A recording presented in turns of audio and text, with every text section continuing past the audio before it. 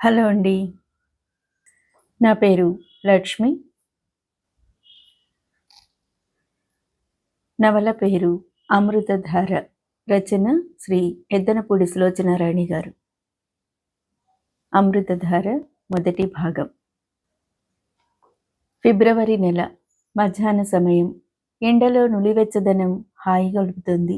పంట చేలు, కోత ముగిసిన పొలాలు, పెళ్లి సందడి, తీరిన ఇల్లుల ఖాళీగా సేద తీరుతున్నట్టుగా ఉన్నాయి. కనుచూపు మేరంతటా ఆరు బయటగా కనిపిస్తున్న చోటు నుంచి గాలి తెరలు తెరలుగా వస్తూ రోడ్డు పక్కన అక్కడక్కడా గుంపుగా పెరిగిన బూతులసి మొక్కల తలల మీద వంగి తట్టినట్టు పరుగులు తీస్తుంది. మెయిన్ రోడ్డుకి వచ్చి కలిసిన మరో రోడ్డు వంపు తిరిగి దూరంగా ఉన్న తన ఊరిని చూపిస్తోంది. ఊరి మొదట్లోని పెద్ద ప్రహరీ గోడ కైవారంగా వేణుగోపాలస్వామి ఆలయం ఉంది. ఆలయం పక్కనే పెద్ద చెరువు, చెరువు నిండా తామరపూలు. మొగ్గలతో మనిషి కంటికి చూసే ప్రశాంతత, నేర్పు ఉండాలే కానీ ఈ సృష్టిలో ప్రతి చిన్న విషయం అందమైందే అన్నట్టుగా ఉంది.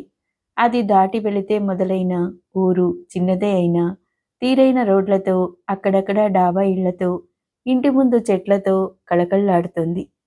ఆ ఊరిలో కాలు పెట్టిన ఎవ్వరికైనా ఆ ఊరు పాడి పంటలతో సుసంపన్నంగా ఉన్న ప్రదేశమని ఇట్టే తెలిసిపోతుంది. మనుషులు కూడా కాయకష్టం చేస్తూ ఆరోగ్యంగా తిండి బట్టలకి కొరత ఎరగని ముఖాలతో ఉన్నారు. ఊరికి మధ్యగా 4 బజార్ల కూడల్లో జాతీయ జెండా రెపరెపలాడుతూ ఎగురుతుంది. ఆ జెండాకి చుట్టూ సాయంత్రం వేళ 10 మంది కూర్చునేందుకు వీలుగా సిమెంట్ చేసిన అరుగుంది. ఆ అరుగుకి అభిముఖంగా కుడివైపుకు వెళ్ళి మలుపు తిరిగితే వీధి చివర పెద్ద ఇల్లు కనిపిస్తుంది. ఆ ఇంటి ప్రహరీ గోడకి ఉన్న పెద్ద గేటు నగరాల్లో అధునాతనంగా కట్టే భవనపు గేటులా అందంగా ఉంది. ఆ గేటు తెరుచుకుని నెత్తిన పచ్చగడ్డి మోపు పెట్టుకున్న పాలేరొకతను లోపలికి వచ్చి గేటుని మళ్ళీ అత్యంత జాగ్రత్తగా శబ్దం కానీయకుండా మూశాడు. కాని బరువుగా ఉన్న గేటు ఆ కదలికకి కాస్త మూలిగినట్టు శబ్దమైంది. ఆ చప్పుడుకి ఆ ఇంటి పై అంతస్తులో పడక గది కిటికీకున్న పరదా పక్కకి తొలగింది. కిటికీ గ్రిల్ వెనుక నుంచి 80 సంవత్సరాలు పైబడినట్టు కనిపిస్తున్న ఆమె ముఖం మీద కళ్ళజోడు సరిచేసుకుంటూ గేటు వైపు చూసింది. వచ్చిన వ్యక్తి ఫలానా అని తెలియగాని కిటికీ పరదా వెంటనే మళ్ళీ యథాస్థానంలోకి వెళ్ళిపోయింది. నెత్తిమీద పచ్చగడ్డి మోపు, కళ్ళ వరకు వచ్చిన నౌకరికి పైభాగంలో జరిగిన ఈ అజమాయిషీ తెలియలేదు. అతను గడ్డిమోపు తెచ్చి పెరట్లో పాకలో పడేసి నడుంకి కట్టుకున్న ఎర్రతుండు విప్పి విదిలించి ఒంటిని పట్టిన చెమటని తుడుచుకుంటుండగా ఇంతలో అక్కడికి నడివయసు అనిపిస్తున్న ఒక యువతి వచ్చింది. ఆమె కట్టుకున్న ఆకుపచ్చ నీత చీర, అంచు జాకెట్టు, నున్నగా దువ్వి గట్టిగా వేసుకున్న ముడి ఆమె పనిచేసే మనిషి అయిన శుభ్రత గల వ్యక్తి అని తెలియజేస్తున్నాయి. వచ్చావా? అన్నం తిందువుగానీరా, ఇంత ఆలస్యమైందేంటి అంది. ఆ మాట్లాడే తీరులో భర్త పట్ల గల ఇష్టం, అతని మీద చెలాయించే అధికారం కూడా ప్రస్ఫుటమవుతున్నాయి. దుర్గా, అబ్బాయి గారు వచ్చారా అన్నాడతను. నీకు కళ్ళు కనిపించటం లేదేంటి అంది విసురుగా. అదేంటి అట్టంటావు అన్నాడతను. లేకపోతే ఏంటి మరి, అబ్బాయి గారు వస్తే వాకిట్లో కారు కనిపించదా అంటూ నిలదీసింది. అదే అతను తలగొక్కున్నాడు. నేనెక్కడ చూశానే, గడ్డి మోపు కళ్ళకు అడ్డం పట్టంలే అన్నాడు. నయమే, ఇంటికి నేరుగా వచ్చావు. ఆ పట్టున ఆ పక్కింటి టీచరమ్మ ఇంటికి పోలేదు. చట్, నోరు ముయ్యవే, ఆకలేస్తుంది, అన్నం పెట్టు. అందుకేగా ఇంతసేపు రాలేదేంటా అని చూస్తుంది. అయ్యో, చెప్పటం మర్చానయ్యో. బామ్మగారు నీకోసం 2 సార్లు అడిగింది. వెళ్ళిరా, అన్నం పెడతా అంది. అతను వెళ్ళబోయి అంతలోనే ఆగి తోచనట్టు తలగోక్కొని పాకలోకి వంగి చూస్తూ, దుర్గా, అన్నం పెట్టవే, ఆకలేస్తుంది అన్నాడు. పెట్టక మాంతానేటి, అమ్మగారు రమ్మంది, పోయిరా. తొందర మాటంట అంది. ఇప్పుడు వెళితే లచ్చ ప్రశ్నలు వేస్తుంది. నాకేమో అబద్ధం రాదు. ఆమె గారిని చూస్తేనే భయం వేస్తుంది. ఆ రత్నాకరం గోరు నిన్న మన స్టోర్ నుంచి 2 బస్తాల బియ్యం నా చేతనే ఆ టీచరమ్మ గారికి వేయించారు. ఒరే వెంకటి, ఈ మాట ఆమె గారికి చెప్పకురా. అబ్బాయి గారిని నేను ఫోన్లో అడిగానులే. నేను మాత్రం ఊరికే తీసుకుంటానేమిటి, నా జీతంలో కట్టేస్తాను అన్నాడు. నాకు అనుమానమే. రాత్రంతా నిద్ర రాలేదు. నాకు భయం వేస్తుందే దుర్గా. బస్తా బియ్యం అవలీలగా మొయ్యగల వెంకటి దృఢమైన శరీరంలో కళ్ళు మాత్రం మేకచూపుల్లా బేలగా ఉన్నాయి. దుర్గ కూర్చొని గిన్నెలు సర్దుకుంటుందల్లా ఆగి బుగ్గన చెయ్యి పెట్టుకుని రెప్పవాల్చకుండా తీక్షణంగా చూసింది. వెంకటి భార్య చూపులకి తట్టుకోలేనట్టుగా పక్కకి చూస్తూ మెడ మీద గోక్కున్నాడు. కాళ్ళు కడుక్కుని వస్తా అని నసుగుతూ బయటికి వెళ్ళి తొట్టి దగ్గర కాళ్ళు చేతులు కడుక్కున్నాడు. దుర్గ తన వెనక వస్తుందేమోనని భయంగా పక్కచూపులు చూశాడు. కాని దుర్గ రాలేదు. ఒక్క క్షణం తటపటాయించి మళ్లీ పాకలోకొచ్చాడు. భోజనానికన్నట్టు నేల మీద కూర్చున్నాడు. దుర్గకు ఆ క్షణంలో భర్తని చూస్తే నమిలి మింగేయాలన్నంత కోపం వచ్చింది. గట్టు మీద పెట్టిన కంచం తీసి అతని ముందు గిరాటేసినట్టు పడేసింది. అబద్ధాలు చెప్పే గుండె ధైర్యం ఉంటేనే అట్లాంటి మనుషులు చెప్పిన పనులు చెయ్యాలా, కాదంటే నా వల్ల కాదని దండం పెట్టి ఇంటికి రావాలా? నీకేమో ఈ రెండూ రావు. అబ్బాయి గారికి తెలిస్తే మన నోట్లో దుమ్ము పడుతుంది. కంచంలో అన్నం కూర పడేస్తూ అంది. వెంకటి ఏమనలేదు, తినసాగాడు. అతను ఆబగా అన్నం తినే తీరు చూస్తే ఎంత ఆకలిగా ఉన్నాడో తెలుస్తూనే ఉంది. బయట ఎండ ఎక్కువ లేకపోయినా 2 మైళ్ళ దూరం నుంచి పెద్ద గడ్డి మోపు మోసుకురావటంతో అతని వంటిని ఇంకా చెమటలు అలుముకుంటూనే ఉన్నాయి. భర్త ఎప్పుడూ ఇంతే, శక్తికి మించి శ్రమ పడతాడు. అహర్నిశలు తనకు అన్నం పెట్టి నీడనిచ్చిన యజమాని సేవకే ఈ శరీరం అన్నట్టు బ్రతుకుతాడు.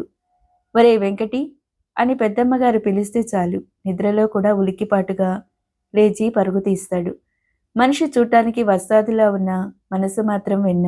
ఏ బాధకి తట్టుకోలేడు. ఎవరికి బాధ వచ్చినా చూడలేడు. పెద్దమ్మగారు కాస్త కసిరితే చాలు కళ్ళ వెంట ఆడపిల్లల నీళ్లొచ్చేస్తాయి. పెట్టిన అన్నం తింటాడే తప్ప ఒక్కనాడు కూడా అది కావాలని కానీ ఇది బాగాలేదని కానీ అనడు. అతని మంచితనంతోనే అన్ని బాధలు తప్ప అతనితో ఒక్క బాధ కూడా లేదు. దుర్గకి కోపం అంతా పోయి భర్తంటే ప్రేమ జాలి ముంచుకు వచ్చాయి. ఆ రత్నాకరం గారి సంగతి ఎవరికి తెలియదు. అమ్మగారి ముందు ఒక రకంగా, యువతల ఇంకో రకంగా ఉంటాడు. ఆయన గారి మీద నేరం చెప్పిన వారి ఉద్యోగాలు పోవటమే తప్ప ఆయన ఉద్యోగం మాత్రం పోదు. అవును మరి, తను పుట్టక ముందు నుంచి అంటే ఏ 30 ఏళ్ళో అప్పటినుంచి ఆయన ఉన్నాడయ్యే. దుర్గా నిట్టూర్చింది. అబ్బాయి గారు ఈరోజు వస్తారంటావా? అన్నం తింటున్న వెంకటి తలెత్తుతూ అడిగాడు. బాగుంది, నాకేం తెలుసు అంది దుర్గా. అబ్బాయి గారు చాలా మంచివారే దుర్గా అన్నాడు వెంకటి. ఈ అబ్బాయి గారు అనటంలోనే అతని పట్ల వెంకటికి గల ఆత్మీయత, ఇష్టం అర్థమవుతున్నాయి. ఇప్పుడు ఎవరన్నా కాదన్నారేంటి? దుర్గా కసిరింది. వెంకట్ అసలు ఎక్కువగా మాట్లాడు. మాట్లాడిన 1-2 మాటలు అర్థం పర్థం లేకుండా ఉంటాయి. ఆమె గారు చెప్పినట్లు ఆ శివంగిపురం సంబంధం కుదిరితే బాగుండు. అబ్బాయి గారు అప్పుడైనా ఇక్కడికి ఎప్పుడూ వస్తుంటారు. అబ్బో, అబ్బాయి గారి మీద ఇంత ప్రేమ? ఆయన గారికి నువ్వు అసలు గుర్తుంటావా అని. అంత ప్రేమ ఉన్నవాడివి ఆయన్ని నేను దుర్గా వచ్చి అక్కడే పనిచేసుకుంటావని ఎన్నిసార్లు అడగమని కోరినా అడగవేం మరి అంది. దుర్గకి సిటీకి వెళ్ళి ఉండాలని ఎంతో ఇష్టం. కానీ వెంకటి ఈ ఇల్లు వదిలి ఎక్కడికి రాడని అర్థమయ్యి ఆ కోరికని చంపేసుకుంది. వెంకటికి అబ్బాయి గారి మాటంటే లక్ష్మణరేఖే. బామ్మ ఉన్నంత వరకు నువ్వు ఇక్కడే ఉండాలి వెంకటి, నీకు తప్పదు. ఆవిడ నాతో రమ్మంటే రాదు. నేను నా ఫ్యాక్టరీ వదిలి ఇక్కడికి రాలేను. నువ్వుంటే బామ్మ గురించి నాకు నిశ్చింతగా ఉంటుంది అని ఆయన గారు అనటం దుర్గా స్వయంగా వింది. ఆయన పట్ల తనకి కృతజ్ఞత ఉంది. అందరి కష్టసుఖాలు నోరు విప్పి చెప్పుకోకుండానే గమనిస్తారు. బామ్మగారిలా కరుకు కాదు. వెంకటి భోజనం చేసి లేచి పాక బయట చేయి కడుక్కుంటుంటే పనికుర్రాడు చిన్న పరిగెత్తుకు వచ్చి బామ్మగారు రమ్మంటున్నారు అన్నాడు. వెంకటి దుర్గ వైపు చూశాడు. దుర్గ కింద పెట్టిన ఎర్ర తువాలందించింది. వెంకటి దాన్ని దులిపి తలకి చుట్టుకున్నాడు. అతను లోపలికి వచ్చి మెట్లెక్కి పైకి వెళ్ళబోతుంటే చిన్న బామ్మగారు వరండాలో ఉన్నారు అని కేక పెట్టాడు. వెంకటి తల వంచి వరండాలోకొచ్చి స్తంభం దగ్గర చేతులు కట్టుకుని నిలబడ్డాడు. ఎంతసేపు అయిందిరా వచ్చి వెంకటి అంది ఆవిడ. ఇప్పుడే వచ్చానండి, వచ్చి భోంచేశాను. అతని కంఠంలో జంకు, భయం. పిల్లిని చూసిన ఎలుక గుర్తుకు వస్తుంది. దుర్గ నేను రమ్మనమన్నానని చెప్పలేదు. చెప్పింది, కానీ ఆకలేస్తుంటేను. వెంకటి నసుకుతూ మెడ మీద కోక్కున్నాడు. కాస్త నా మాట విని వెళ్ళేసరికి నీకు కళ్ళు తిరిగిపోతాయా? నేను చూస్తూనే ఉన్నా. మీ అందరికీ అలక్ష్యం వచ్చేసింది. ఏం చేయను? ఇది నా కర్మ. మీ నుంచి, ఈ ఇంటి నుంచి నాకు విముక్తి కలిగే రోజు రావటం లేదు. నా కంఠంలో ఆఖరి శ్వాస కూడా ఇలాగే హైరాణ పడుతూనే పోతుంది. ఆవిడ ముఖంలో ముడతలు కాలం వేసిన ముద్రికల్లా కనిపిస్తున్నా ఆవిడ కంఠం మాత్రం కంచు కంఠంలా ఖంగుమంటోంది. ఆవిడలో అలసట శరీరానికే తప్ప కంఠానికి కాస్త కూడా రాలేదు. వెంకటి చేతులు కట్టుకుని తలదించుకుని వినయంగా నుంచున్నాడు. ఆవిడ ఆ పట్టున ఏకధాటిగా తిట్టిన తిట్టు తిట్టకుండా గంటసేపు తిట్టినా వెంకటి అదే ప్రశాంతంగా సహనంగా వినయ విధేయతలుట్టిపడే చెక్కిన శిల్పంలా నిలబడిపోతాడు. అది సంవత్సరాల తరబడి రోజు జరిగే దినచర్యగా అయిన అలవాటు.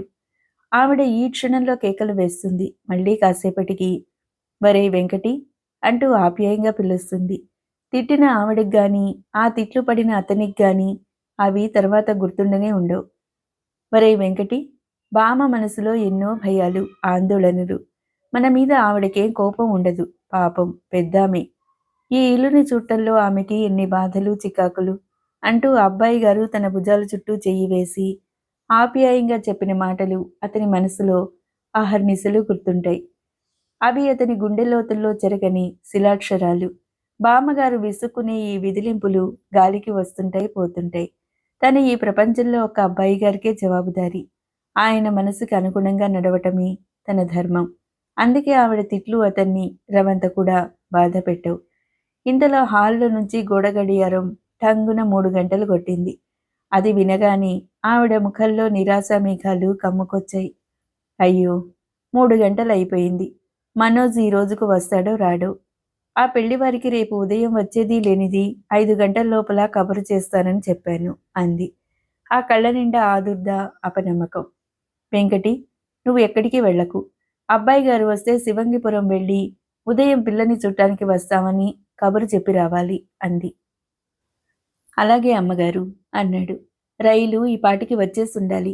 అబ్బాయి రాకపోతే ఆ రత్నాకరమైనా తిరిగి రావాలిగా అంది ఆవిడ. రైలు ఇంకా వచ్చి ఉండదమ్మగారు అన్నాడు. నీ మొహం. రైలు రావటం వెళ్ళిపోవటం కూడా జరిగే ఉంటుంది. మను వచ్చి ఉండడు. ఏదో పని వచ్చి ఉంటుంది. వాడికి పెళ్లి మినహా మిగతా అన్ని పనులు ముఖ్యమే. ఈ రత్నాకరం కారేసుకొని ఏ ప్లీడర్ దగ్గర కూర్చొని బాతాకాని కొడుతూ ఉంటాడు. నా కర్మ ఇంతే. ఎప్పుడు అనుకున్నది జరిగింది కనుక. కొంతమంది నుదుట రాతలు ఇంతే. ఆవిడ సణుక్కుంటుంటే వెంకట్ అక్కడి నుంచి వెళ్ళిపోబోయాడు. ఎక్కడికి పోతున్నావు? ఇక్కడే కూర్చో. నేను నీకోసం అరవలేను ఆవిడ గదమాయించింది. వెంకటి వెంటనే తలూపి అక్కడున్న స్తంభం దగ్గర కూర్చున్నాడు. ఆవిడ గడ్డంగిద్ద చేతులు ఆనించుకొని రోడ్డు చివరంటా కనిపించే దారినే చూస్తుంది. కారు వస్తుంటే దూరం నుంచే కనిపిస్తుంది. ఇటు కుడివైపుకు సెంటర్కి వెళ్లే తోవ వెంట రావాలంటే ఊరి మధ్య నుంచి రావాలి. అది చుట్టుదారి. ఇటు ఇంటికి ఎడంవైపు రోడ్డు మెయిన్ రోడ్డుకి కలిపి పక్క ఊరికి వెళుతుంది. సాధారణంగా ఇంట్లో అంతా ఈ రోడ్డు వెంటే వెళుతూ ఊరి మధ్య నుంచి వెళ్లే పని తప్పించుకుంటారు. గాలి అలలు అలలుగా తేలి వస్తుంది. మధ్యాహ్నం అప్పుడే సాయంకాలంగా మారిపోబోతుంది. పల్లెటూరి ప్రశాంతత. ఇంటి చుట్టూ వేప చెట్ల చల్లటి గాలి. ఆవిడికి ఈ వరండాలో ఈ చివర కూర్చోవటం ఎంతో ఇష్టం. దూరంగా తమ పొలాలు కనిపిస్తాయి. ఇది తన సామ్రాజ్యం. ఊళ్ళో పాత విలువలు తగ్గిపోయి కొత్త తరం వచ్చిన ఇటు ఇంట్లోనూ అటు ఊర్లోనూ ఆవిడ ప్రాధాన్యత ఏమాత్రం తగ్గలేదు. జీవితంలో ఘన విజయం తాలూకు సువర్ణ కాంతులు, అపజయం తాలూకు నీలి నీడలు ఆమె తన జీవితంలో చాలా చూసింది. ఈ సంసారం నాది. దీనిని నేను రక్షించుకోవాలి. దీని ఉనికి, సుస్థిరతే నా క్షేమం. నా జీవనానికి ఇది ఆయువు పట్టు అని నమ్మిన ఆవిడ తన ధర్మాన్ని నెరవేర్చటానికి జీవితంలో ఎదురైన దురదృష్టంతో, ఆవేదనతో హోరాహోరీ పోరాడింది. ఆమె సాధించిన విలువలకి లోకం ప్రశంసించిన, ఆమె పొందిన ఆశాభంగపు కారు చీకట్లు ఇప్పటికీ ఆమె హృదయాన్ని కమ్ముకునే ఉన్నాయి. అందం, ఐశ్వర్యం, అధికారం ఆమె తన ప్రత్యేకతగా భావించి మహా అదృష్టవంతురాలని అందరి చేత అనిపించుకుని మురిసిపోతున్న తరుణంలో దురదృష్టం విచ్చుకత్తిలా భర్త మరణం ఆమె జీవితంలో ఆనందాన్ని చీల్చివేసి వికటాటహాసం చేసింది. ఆ వ్యధని, నష్టాన్ని జీవితంలో మరిక పూడ్చుకోలేని గండిగా మనసులో మిగిలిపోయింది. అప్పుడప్పుడు నేనేం పాపం చేశానని నాకీ శిక్ష అని కుమిలి ఏడ్చే రాత్రులు ఎన్నో ఉన్నాయి. బయటి వారికి ఆమె డబ్బు, అధికారం, సామర్థ్యం వీటితో దగదగాయమానంగా వెలుగొందే వ్యక్తిత్వమే తెలుసు. ఏ వ్యక్తికి కలలో కూడా ఎదురుచూడని కారు చీకటంటే ఏమిటో ఆమె ఒక్కతికే తెలుసు. ఈ సుఖదుఖాలు అని పడుగు పేకలందరి జీవితాల్లో వేసుకుంటూ పోవటమే ఆ విశ్వకర్మ విన్యాసం అని వయసు పెరిగిన కొద్దీ ఆంతర్యంలో సుడులు తిరిగే అంతర్మథనం వల్ల కలిగిన జ్ఞానోపనిష్టతో తనని తానే సేద తీర్చుకుంది. అందుకే ఆమెకి ఇప్పుడు ఏ బాధ లేదు. మనోజ్ ఒక ఇంటివాడైతే చాలు. ప్రస్తుతం ఆమె ధ్యేయమదే. ఎన్నిసార్లు చెప్పినా మనోజ్ చూద్దాంలే, ఇప్పుడేం తొందర, ఇప్పుడు నాకు టైం లేదు అంటూ పెడచెవిని పెట్టసాగాడు. ఆవిడకతని ఆంతర్యం బాగానే అర్థమైంది. 30 సంవత్సరాలు ఒంటరిగా తన నిర్ణయాలు తనవన్నట్టుగా పెరిగాడు. పెళ్ళి ఒక బందీఖానా అవుతుందేమోనని వాడి భయం. ఇప్పుడు కాకపోతే వాడికి ఇప్పట్లో చేసుకునే ధోరణి పోతుందేమో. ఒక మనిషి జీవితానికి వ్యాపార దక్షత, 10 మంది పోషణ, సంఘంలో పేరు ప్రతిష్టలు, ఒక నిండుతనం చాలదా బామ్మ అంటూ కుతర్కం మొదలు పెడుతున్నాడు ఈ మధ్య. తర్కానికి దిగితే తను వాడి వాదాన్ని అంగీకరించాల్సిందే తప్ప జయించలేదు. అందుకే తను నా కోసం నువ్వు పెళ్లి చేసుకోవాలరా నాయనా అంటూ బ్రతిమాలటం ప్రారంభించింది. చిన్నప్పటి నుంచి మనోజ్ అంతే. నా కోసం చెయ్యిరా తండ్రి అంటే పర్వతం మీద నుంచి దూకటానికైనా సిద్ధమే. ఇన్నాళ్ళు మనోజ్కి తగిన పిల్ల తనకు కనిపించలేదు. ఇప్పుడు విధి చిత్రంగా ఆ పిల్లని తన కళ్ళెదురికి తీసుకొచ్చింది. ఆ అమ్మాయి ముఖం గుర్తుకు రాగానే ఆవిడ ముఖం ఇష్టమైన వ్యక్తిని చూస్తున్నట్టుగా ప్రసన్నమైంది. తను కోరుకున్న సౌందర్యం, సుగుణాల రాశి మనోజ్ కోసమే ప్రత్యేకంగా పుట్టిందా అన్నంత ప్రత్యేకంగా ఉంది. అందుకే ఆవిడికి ఈ తొందర. కళ్ళెదురికి వచ్చిన ఈ అదృష్టం మనవడి సొత్తు చేసి అతన్ని మరింత మహా అదృష్టవంతుణ్ణి చేయాలని ఆరాటం. కానీ రాత్రి నుంచి ఒకటే బెంగ. మనోజ్ ఈరోజు తనకి ఇచ్చిన మాట ప్రకారం వస్తాడా లేక ఎగ్గొడతాడా? ఈ శంక ఆవిడ్ని తినేస్తుంది. పిల్లని చూస్తే వాడు కాదనలేడని తనకి గాఢ నమ్మకం. ఆవిడ తన ఆంతర్యంలో వేసిన సింహాసనం మీద ఇద్దరినీ కూర్చోబెట్టి 1,00,000 సార్లు నిశితంగా చూసింది. సందేహం లేదు. ఇద్దరూ ఈడు జోడుగా కన్నులకింపైన జంటగా ఉన్నారు. అమ్మాయికి ఏ లోటు లేదు. లక్షణంగా చదువుకుంది. పరుగుల వంశం. బంగారానికి తాబిలా వినయ విధేయతలు.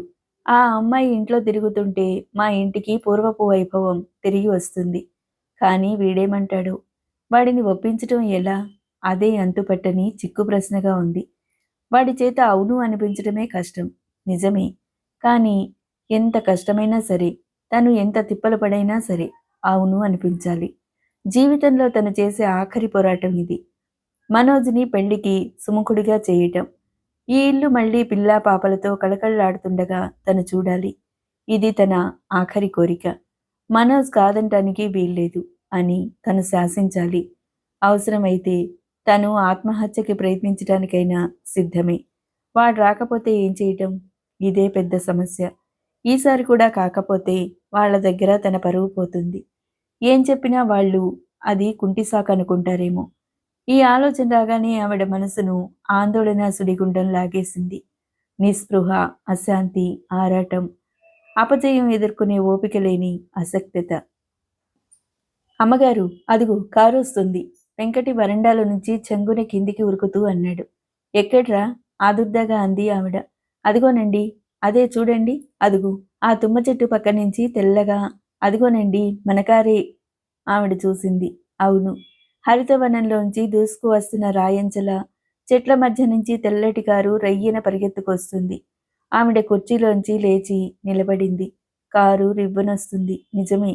కానీ అందులో మనోజ్ ఉన్నాడా లేడా? కారు టాప్ తప్ప లోపల కూర్చున్న వారు కనిపించడం లేదు. వెంకటి, అబ్బాయి గారు వస్తున్నాడో లేదోరా అంది. ఆవిడ మనసు ఆశ నిరాశల మధ్య డోలాయమానంగా ఉంది. వస్తున్నారండి అన్నాడు. నీకు కనిపించాడా? కళ్ళద్దాలపైన నుదుటికి అరచేయి పెట్టి లేచి చూస్తూ అంది. కనిపించలేదండి. అయితేనేమండి, అబ్బాయి గారు కారు నడిపితేనే అట్టా విమానంలా వస్తుందండి. మన డ్రైవర్ పాండు మెల్లగా నడుపుతాడండి అన్నాడు. ఓర్ని, నీకెంత తెలివిరా అంది. ఆవిడ ముఖం వికసించింది. నిజమే, తెల్లటి అంబాసిడర్ కారు బాణంలా దూసుకు వస్తుంది. ఒరేయ్, దుర్గని పిలిచి కాసిన ఎర్రనీళ్లు తెమ్మను అంది. వెంకటి ఇంటి పక్క నుంచి పరిగెత్తి సందు గుమ్మంలోంచి పాక ఊడుస్తున్న దుర్గతో, దుర్గా, అబ్బాయి గారు వస్తున్నారు, ఎర్రనీళ్లు తెమ్మంటున్నారు బామ్మగారు, తొందరగారా అంటూనే పరిగెత్తుకు వచ్చాడు. ఏమిటి, అబ్బాయి గారు వస్తున్నారా? చిన్న పరిగెత్తుకు వచ్చాడు. అవునరా, అదిగో కారు వచ్చేసింది అంటూ వెంకటి పరిగెత్తుకు వెళ్ళి గేటు తెరవబోతుంటే, నేను తీస్తాను చిన్న తను బార్లా తెరిచాడు. దుర్గ ఎర్రనీళ్ల చెంబుతో వచ్చి బామ్మగారి వెనుగ్గా నిలబడింది. అందరి ముఖాలు దేవుణ్ణి చూడబోతున్న ప్రియభక్తుల్లా ఆనందంతో వెలిగిపోతున్నాయి. కారు వచ్చి వరండా మెట్ల ముందు ఆగింది. అందులో స్టీరింగ్ దగ్గర ఉన్న యువకుడు ఇంజిన్ ఆపి డోర్ తెరవటానికి చేయి వేసే లోపలే వెంకటి కారు తెరిచి వినయంగా పక్కకి నిలబడ్డాడు. కారులో నుంచి పొడగరిగా ఉన్న యువకుడు దిగాడు. అతని వయసు 30 ఏళ్లకి దగ్గరగా ఉండొచ్చు. ఆరోగ్యంగా, దారుఢ్యంగా ఉన్న అతని శరీరం అతని చెప్పు చేతుల్లో ఉన్నట్టుగా ఉంది. ముఖంలో సీరియస్నెస్ చూస్తే సోమరిపోత్తనం, కులాసా మనస్తత్వం అతన్ని చూస్తేనే పారిపోతాయి అనిపిస్తుంది. పెంకితనం, పొగరుబోత్తనంతో చిందులు వేసి ఈ ప్రపంచాన్ని ఎలా లొంగదీసుకోవాలో బాగా తెలిసిన ఆత్మస్థైర్యం కనిపిస్తోంది. అతను కారు దిగ్గానే ఆదుర్దాగా గబగబా మెట్లెక్కి ఆవిడ దగ్గరికి 2 అంగల్లో వచ్చినట్టుగా వచ్చాడు. వచ్చిన వెంటనే అతను ఆవిడ 2 భుజాల మీద చేతులు ఆనిస్తూ, బామ్మ, థ్యాంక్ గాడ్, నిన్నిలా చూస్తానని అనుకోలేదు. రత్నాకరం గారిని ఎంత అడిగినా చెప్పలేదు. ఏ సుస్థి పడ్డావో అని భయపడ్డాను. ఒంట్లో బాగానే ఉంది కదా? ఆవిడ నుదుటి మీద చేయి ఆనిస్తూ అన్నాడు. ఆవిడ బాగానే ఉన్నానన్నట్టు తలూపింది. నన్నెంత కంగారు పెట్టావో తెలుసా? ఏమిటిది బామ్మ? నన్ను చూడాలని ఉంటే నువ్వే రావచ్చుగా. నన్ను ఇలా హడలగొట్టడం దేనికి? అతని కంఠం గద్గదీకంగా అయింది. ఆవిడ ఇంకో సమయంలో అయితే మనవడి మాటకి ధీటుగా ఇంకేదైనా అనేదేమో. కానీ ఇప్పుడు ఆ ఝాసే లేదు. అమ్మయ్య, మనోజ్ వచ్చేశాడు. తన మాటని మన్నించి వచ్చాడు. ఏదోలా అని ఎగ్గొట్టి తీసిపారేయలేదు. ఇది చాలా శుభసూచకంగా అనిపిస్తుంది. కాలం కలిసి వస్తే ఇలా అనుకున్నవి అనుకున్నట్టుగా జరుగుతాయేమో. ఆవిడికి సంతోషంతో మాట రానట్టుగా ఉంది. దుర్గా, ఇలాతే అంటూ ఎర్రనీళ్ళందుకొని అతనికి దిష్టి తీసింది. ఇదేమిటి బామ్మ? నేనేమైనా సప్త సముద్రాలు దాటి ప్రయాణం చేసి వచ్చానా? సంవత్సరాల తర్వాత నీ కంటికి కనిపించానా? నేనిక్కడికి వచ్చి 2 నెలలు కూడా కాలేదు అన్నాడు. అతని ముఖంలో వచ్చినప్పటి ఆదుర్ద మెల్లగా అంతరించిపోతుంది. నువ్వు నన్ను ఏమీ అనద్దు. ఆవిడతని చెయ్యి పట్టుకుని, రా, ఈ క్షణం నుంచి మళ్ళీ నువ్వు ఆ కారులో ఎక్కే వరకు నా మాట కాదని అనటం లేదు. నేను చెప్పిన ప్రతిదానికి ఒప్పుకుంటున్నావు అంది. అతను ఆవిడన్న ఆ తీరుకి కనుబొమ్మలెత్తి ప్రశ్నార్థకంగా చూశాడు. వెంటనే చిరునవ్వుతో, బాపురే, ఇది ఉరిశిక్ష కన్నా డేంజర్ అన్నాడు. అప్పటికే వెనక నుంచి వచ్చిన రత్నాకరం, అమ్మగారు, రైలు దిగినప్పటి నుంచి మొదలు బామ్మకేమైంది, ఎందుకు అర్జెంటుగా రమ్మని ఫోన్ చేయించింది అంటూ ఒకటే ప్రశ్నలు. మీరే వచ్చి చూడండి బాబు అన్నాను తప్ప నోరు ఇంకేం మెదపలేదు అన్నాడు. ఆయన మాటల్లో చూపిస్తున్న అతి వినయానికి దుర్గా మూర్తిప్పి వెళ్ళిపోయింది. వెంకట్ మనోజ్ సామాన్లు లోపలికి తీసుకెళ్లి మేడ మీద అతని గదిలో పెడుతున్నాడు. చెప్పు బామ్మ, ఏమైంది అన్నాడు. చెప్తాగా, చెప్పడానికేగా నిన్ను రప్పించింది. పద, నీ గదిలోకెళ్ళి కాళ్ళు చేతులు కడుక్కో. వస్తావా రావా అని నిన్నెట్టించి ఒకటే మదన పెడుతున్నాను. వచ్చావు, బంగారు తండ్రివి. నీ నా దేవుడు 1000 ఏళ్ళు చల్లగా చూడాలి. ముందు విషయం చెప్పు. అతను బలవంతం చేశాడు. ముందు నీ కాఫీ ఇవ్వాలి. నా చేతి కాఫీ తాగి 2 నెలలయింది. అవునా? పద అంటూ అతన్ని లోపలికి తీసుకొచ్చింది. మన్నాజు హాల్లోకొచ్చి అక్కడున్న గొలుసుల ఉయ్యాల్లో కూర్చున్నాడు. ఈ ఇంట్లో చిన్నప్పటి నుంచి అతనికి అత్యంత ప్రియమైన స్థలం ఇది. ఇందులో బామ్మ ఒడిలో కూర్చుని ఆవిడ చక్కబెట్టే రాజకార్యాలు ఎన్నో ఆలకించాడు. ఆవిడ లోపలికెళ్ళింది. బాబు మనోజ్, మీరెలాగూ వచ్చారు. ఆ శివయ్య పొలం తాలూకు దస్తావేజులు ఒక్కసారి చూడండి. బామ్మగారు ఆ పక్క పొలం కూడా కొనేద్దామని అంటున్నారు అంటూ గుర్తు చేశాడు. పొలమా? ఇంకానా? మనోజ్ ఉయ్యాల్లో నుంచి దిగాడు. అతని ముఖంలో అయిష్టత కనిపించింది. ఆ వాయిదా తనకు కాగితాలు కూడా ఒకసారి. అలాగే, రాత్రి భోజనం అయిన తర్వాత చూస్తాను, తీసుకురండి అని చకచకా మెట్లెక్కి పైభాగంలో ఉన్న తన గదిలోకొచ్చాడు. ఒక్కసారి గాలి నిండుగా పీల్చుకున్నాడు. విశాలంగా ఉన్న ఆ గది నీటిగా సర్ది ఉన్న సామాన్తో తన రాక కోసం వేచి చూస్తున్నట్టుగా ఉంటుంది ఎప్పుడు. వెంకటికి కిటికీ కర్టెన్లు పక్కకు లాగాడు. గాలి రయ్యిన వచ్చి అతని శరీరానికి తాకి సేద తీర్చసాగింది. సిటీలో వేగంతో నిండిన జీవితంతో పరుగులు తీసే అతని మనసుకి ఇక్కడికి వస్తే హాయిగా, ప్రశాంతంగా ఉంటుంది. ఆ పక్క మీద వాలి వెంటనే ఏ షేక్స్‌పియరో చేతికి తీసుకోవాలనిపిస్తుంది. అతని మంచం పక్కనే ఒక ఫోటో ఉంది. దానిలో మనోజ్‌తో పాటు అతని భుజం చుట్టూ చేయి వేసి, దాదాపు అతని వయసే ఉన్న కళ్లద్దాలు పెట్టుకున్న చిరుగడ్డంతో మరో యువకుడున్నాడు. మనోజ్ ఆ ఫోటోని ఒక్క క్షణం తదేకంగా చూశాడు. అతని గుండెల్లోంచి ఎగదట్టుకు వస్తున్న నిట్టూర్పుని అణుచుకున్నాడు. వెంకటి అల్మరా తెరిచి మనోజ్ పైజమా లాల్చి ఉన్న హ్యాంగర్ తెచ్చి మంచం మీద పెట్టాడు. టవల్ తీసుకుని బాత్రూంలోకి పెట్టడానికి వెడుతున్నాడు. వెంకటి, బావున్నావా? వచ్చి మంచం మీద కూర్చుంటూ అన్నాడు. వెంకటి దండం పెట్టాడు. బాగున్నానన్నట్టు తల ఊపాడు. దుర్గ బావుందా? అతను షూస్ విప్పి పక్కకు తోస్తుంటే వెంకటి వెంటనే వచ్చి అవి తీసుకుని వెళ్ళి కిటికీ కింద ఉన్న అరలో పెడుతూ, బావుందండి. తమరు 4 రోజులుంటారా? అని అడిగాడు. 4 రోజులా? రేపు ఉదయమే వెళ్ళిపోతాను. మనోజ్ చేతులు పైకెత్తి ఒళ్ళు విరుచుకున్నాడు. లేచి బాత్రూంలోకెళ్ళి ముఖం, కాళ్ళు, చేతులు కడుక్కొని టవల్తో తుడుచుకుంటూ వచ్చాడు. మళ్ళీ అతని కళ్ళు గదిని ఒకసారి ఎంతో ఇష్టంగా కలియచూశాయి. సిటీలో ఇంతకంటే సౌకర్యాలున్నా, అందమైన భవంతి ఉన్నా ఏమిటో ఇక్కడికి వస్తేనే ఇంటికి వచ్చినట్టుగా అనిపిస్తుంది. మనసు చాలా రిలాక్సింగ్గా అనిపిస్తుంది. ఇంతలో బామ్మగారు తనే స్వయంగా కాఫీ తీసుకొచ్చింది. నువ్వు తెచ్చావేంటి బామ్మ? అన్నాడతను ఎదురుగా వెళ్ళి ట్రే అందుకుని తెచ్చి టీపై మీద పెడుతూ. ఆవిడక్కడున్న వెంకటి వైపు ఒకసారి నిశితంగా చూసింది. ఆ చూపుల అర్థం అతనికి ఏళ్ల తరబడి తెలుసు. తన ఉనికి అక్కడ అనవసరం అన్నమాట. వెంకటి గదిలో నుంచి వెళ్ళిపోయాడు. ఆవిడంత క్రితం పని పురమాయించింది. మనోజ్ తనే 2 కప్పుల్లో కాఫీ పోసి ఒక కప్పు ఆవిడకిచ్చి మరొకటి తను తీసుకున్నాడు. నిజం బామ్మ, నీ చేతి కాఫీ తాగి 2 యుగాలైనట్టుంది. ఆ, ఇప్పుడు చెప్పు, ఏంటి విషయం?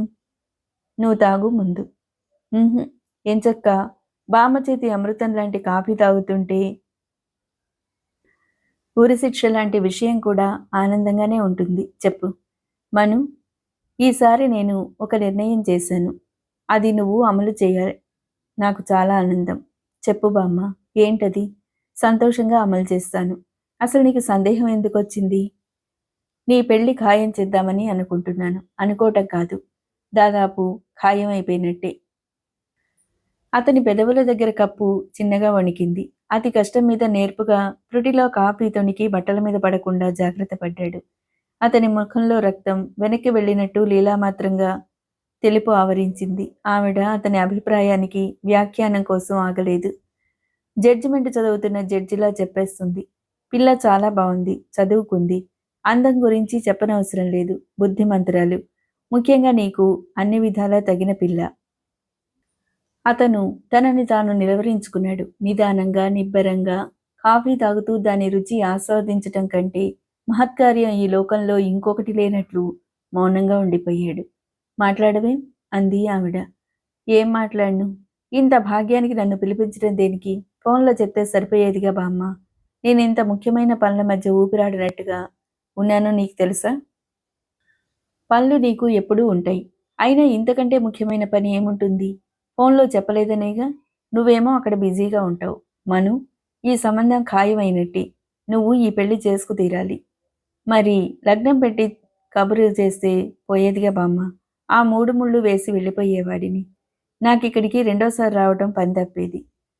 అసలు అదే పని చేద్దామని అనుకున్నాను. నేనెంత నీ మంచి ఆలోచించినా నువ్వు కూడా ఒకసారి అమ్మాయిని చూస్తే బావుంటుంది కదా. పిల్లని చూస్తే నువ్వు కాదనవని నాకెందుకో గాఢ నమ్మకం. నా మనసు మరీ మరీ చెప్తుంది. అయితే ఇంకేం? నేను చూడను కూడా చూడనవసరం లేదు. ఇదిగో వెంకటి, పాండు కారు షెడ్‌లో పెడుతున్నట్టున్నాడు. వద్దని చెప్పు. అతని వాచీ చూసుకున్నాడు. బామ్మ, ఇంకో అరగంటలో ట్రైన్ ఉంది. నే వెళతాను. మళ్ళీ నువ్వు ఎప్పుడు రమ్మంటే అప్పుడు వస్తాను. వెంకటి పిలిచాడు. ఎప్పట్లా వెంకటి పలకలేదు. వెంకటి, మనోజ్ మరోసారి పిలిచాడు. వెంకటి లేడు అంది ఆవిడ. లేడా? ఎక్కడికెళ్ళాడు? నేనే శివంగిపురం వెళ్ళి పెళ్లివారికి రేపు ఉదయం అనుకున్న ముహూర్తానికి పెళ్లి చూపులకు వస్తామని కబురు పంపాను. అతను హతాశుడైనట్టు మంచం మీద కూర్చున్నాడు. కనుబొమ్మలు చికాగ్గా ముడిపడ్డాయి. ఇదేమిటి మళ్ళీ? నేను చూడనని అవసరం లేదని చెప్పాగా అన్నాడు. నీకు అవసరం లేకపోవచ్చు, కానీ వాళ్ళు ఒకసారి నిన్ను చూసి, ఆ అమ్మాయి నీ ఫోటో చూసిందనుకో, నా ఫోటో చూసిందా? ఎవరిచ్చారు? ఎప్పుడు? ఎక్కడ?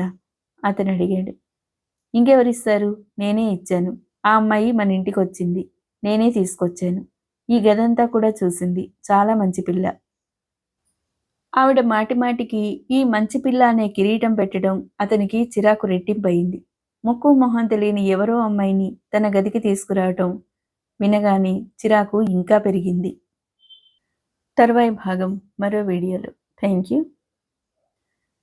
మీకు నచ్చినట్లయితే తప్పకుండా లైక్ చేయండి, షేర్ చేయండి, కామెంట్ చేయండి, అలాగే సబ్స్క్రైబ్ చేయండి. Thank you.